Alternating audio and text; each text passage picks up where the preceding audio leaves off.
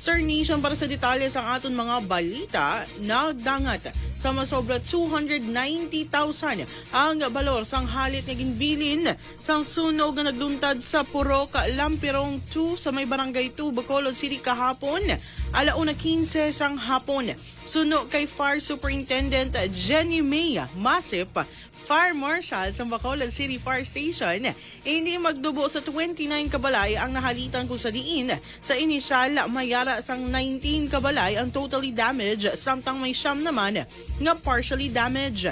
Suno diri nagdangat sa second alarm ang status ng sunog bangod sa kalaparon sang nahalitan na apang 1:29 sang hapon na deklarar nga fire out.